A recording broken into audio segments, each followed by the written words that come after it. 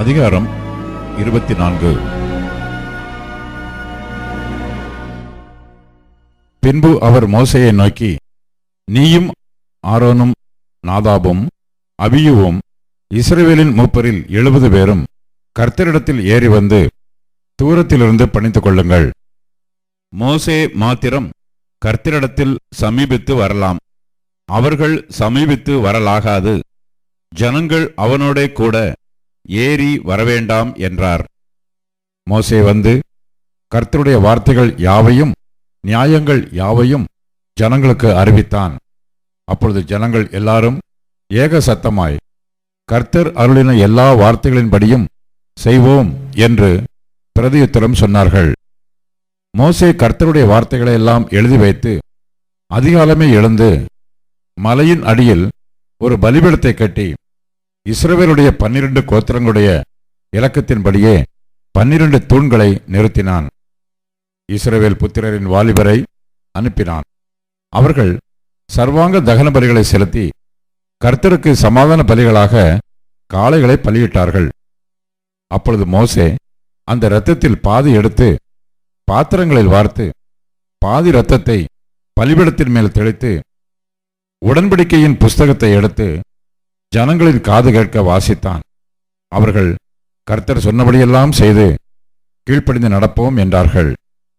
அப்பொழுது மோசே இரத்தத்தை எடுத்து ஜனங்களின் மேல் தெளித்து, இந்த வார்த்தைகள் யாவையும் குறித்து கர்த்தர் உங்களோட பண்ணின உடன்படிக்கையின் இரத்தம் இதுவே என்றான். பின்பு மோசேயும் ஆரோனும் நாதாபும் அபியூவும் இஸ்ரவேலருடைய மூப்பரில் 70 பேரும் ஏறிப்போய் இஸ்ரவேலின் தேவனை தரிசித்தார்கள். அவருடைய பாதத்தின் கீழே நீலக்கல் இழைத்த வேலைக்கு ஒப்பாகவும் தெளிந்த வானத்தின் பிரபைக்கு ஒப்பாகவும் இருந்தது. அவர் இஸ்ரவேல் புத்திரருடைய அதிபதிகள் மேல் தம்முடைய கையை நீட்டவில்லை. அவர்கள் தேவனை தரிசித்து பின்பு புசித்து குடித்தார்கள்.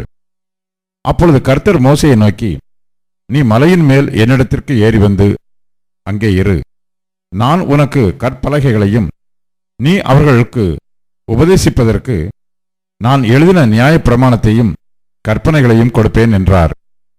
அப்பொழுது மோசே தன் ஊழியக்காரனாகிய யோசுவாவோடு எழுந்து போனான். மோசே தேவ பர்வதத்தில் ஏறி போகையில் அவன் மூப்பரை நோக்கி, நாங்கள் உங்களிடத்தில் திரும்பி வருமட்டும் நீங்கள் இங்கே எங்களுக்காக காத்திருங்கள். ஆரோனும் ஊரும் உங்களிடத்தில் இருக்கிறார்கள். ஒருவனுக்கு யாதொரு காரியம் உண்டானால் அவன் அவர்களிடத்தில் போகலாம் என்றான். மோசே மலையின் மேல் ஏறின போது ஒரு மேகம் மலையை மூடிற்று. கர்த்தருடைய மகிமை சீனாய் மலையின் மேல் தங்கியிருந்தது.